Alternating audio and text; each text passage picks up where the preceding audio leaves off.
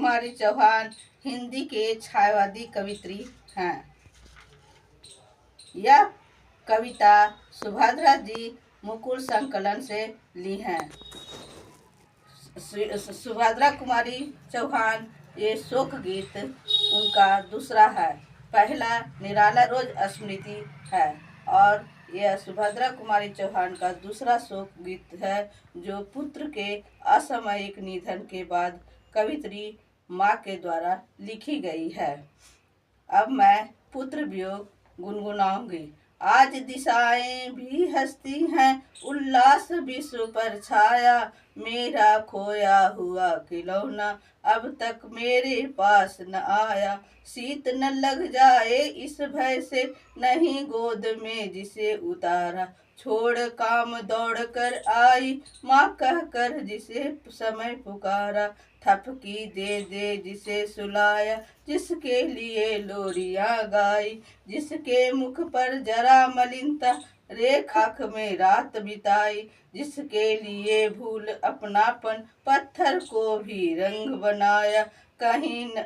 कहीं नारियल दूध बतासे, कहीं चढ़ा कर शीश नवा, फिर भी कोई न कुछ कर सका, छीन हो गया खिलौना मेरा। मैं असहाय विवश उठी रही, उठ गई मैं छौना मेरा।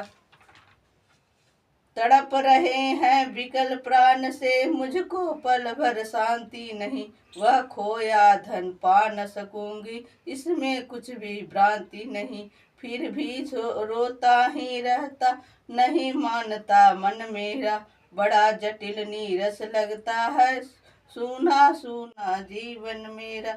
यह लगता है एक बार यदि पल भर को उसको पा लेती, जी से लगा प्यार से सर्व सहला सहला उसको समझाती। मेरे भैया मेरे बेटे, अब माँ को यूं छोड़ न जाना, बड़ा कठिन है बेटा खोकर माँ को अपना मन समझाना। भाई बहन भूल सकते हैं, पिता भले ही तुम्हें भुलावे, किंतु रात दिन की साथी कैसे अपना मन समझावे।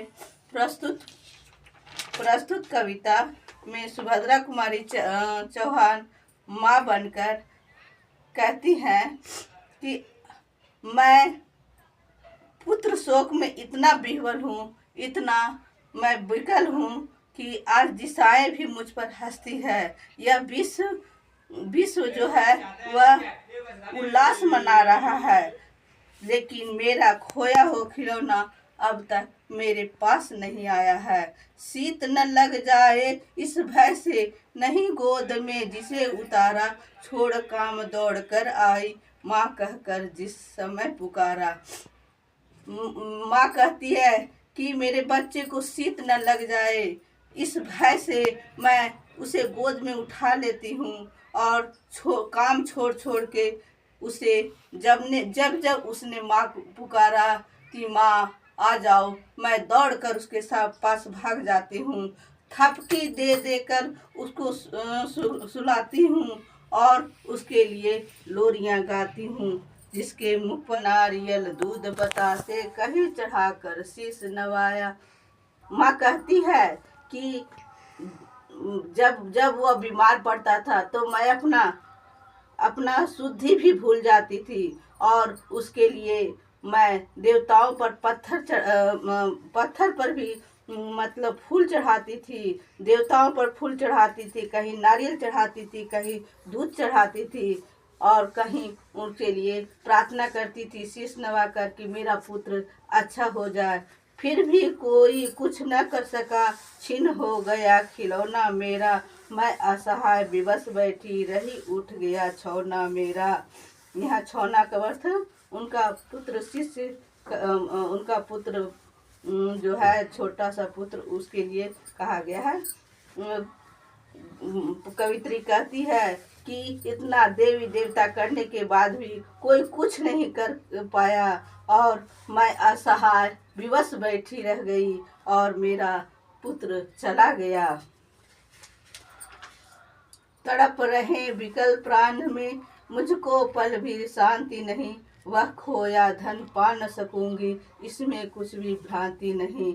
इसमें कवित्री माँ कह रही है कि तड़प रहे हैं, उसके प्राण तड़प रहे, मेरे प्राण तड़प रहे हैं, उसके लिए मुझे कहीं भी शांति नहीं है, क्योंकि मुझे पता है कि मेरा पुत्र नहीं आएगा, लेकिन फिर भी मैं उसके लिए विवश हूँ कि मैं विकल हूँ, मुझे कहीं भी शांति नहीं है, फिर भी रोता ही रहता है, नहीं मानता मन मेरा, बड़ा जटिल नीरस लगता है, सूना सूना जीवन मेरा।